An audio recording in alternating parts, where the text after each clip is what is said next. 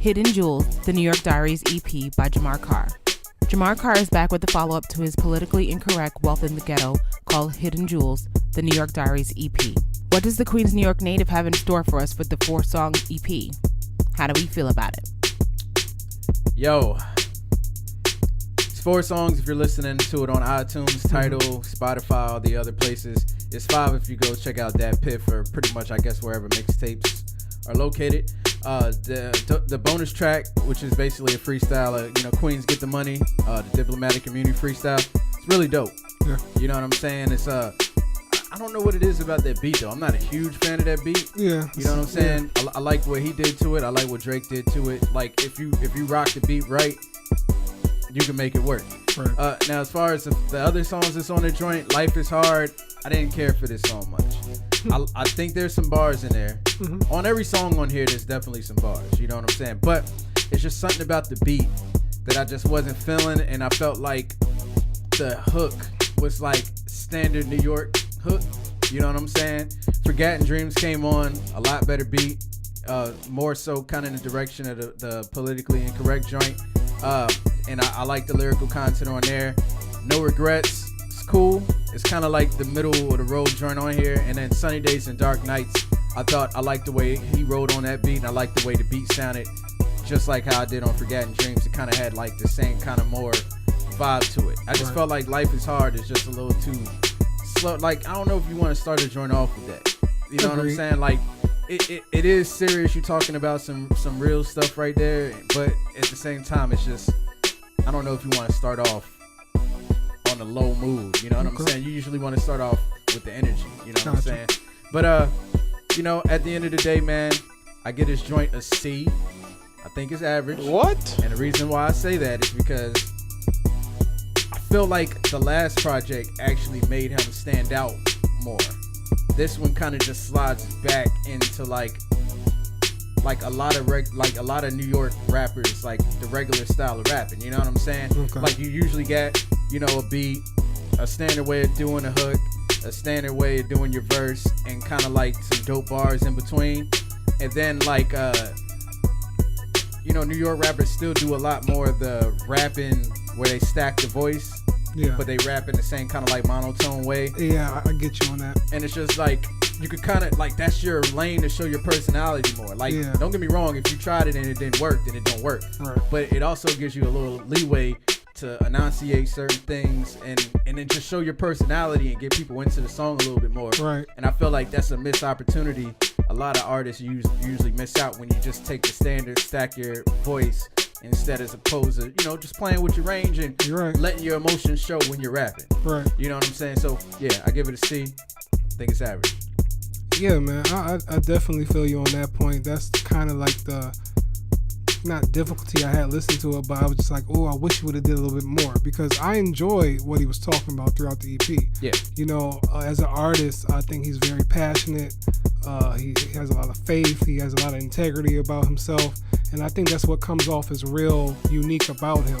Because in Life is Hard, I just like, how he's talking about, daily struggles that everybody goes through. But, the fact that he's never questioning God about what he's going through, and he just keeps on persevering and everything like that, that's cool, and it's real motivational for a lot of people to take. And Forgotten Dreams, I like how he used that concept of as you have all these dreams, but you're like working so hard that you forget to apply yourself to those dreams. And that's real. It's just like, you can really forget about what you're passionate about, what you want to do, because of all the other business you got going on in your life. And in No Regrets, I just love the simple message of that, just not regretting anything and, taking everything as, a lesson in life. And I think anybody can relate to that. And Sunny Days and Dark Nights, it was just a great way to end it. But I can definitely say that my issue with this was, his overall delivery of the songs. Like, some of the beats could have been a lot better, but I just really think this is like a more personal project because, it was it was like the New York Diaries, or what is this? Hidden Jewel. Yeah, the New York Diaries. So it's like, I took it as being something personal.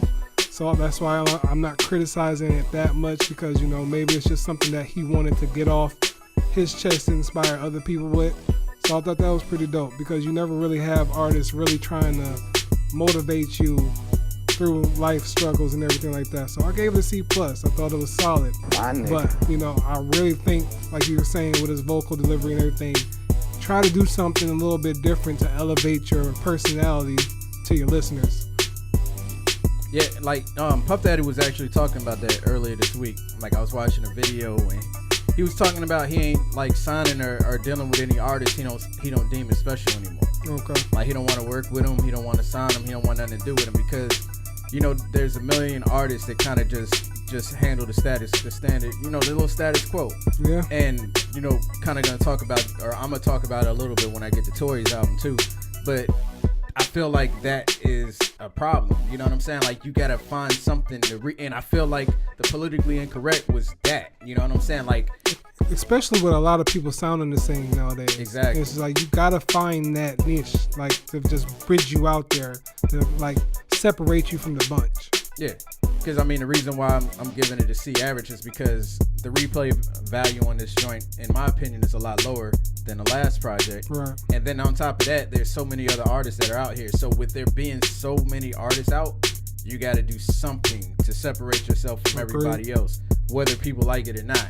Yeah. Like I don't like Tekashi. Yeah. But he's setting himself out different. Right. Whether it's his look, being along the lines of what Trippie Redd and kind of like yelling on his tracks like it's somewhat heavy metal. Just some kind of thing to just define you more. Like you already got the lyrical ability. Well, where you down. heard it and you know who it is as soon as you hear it. Yeah. It's just like you got the skills down and everything, but just something a little bit more. One of his biggest high points is the fact that he can stay on topic though, because a lot of rappers have a hard time. I agree. Yeah, he stays on topic all the time. Yeah, man.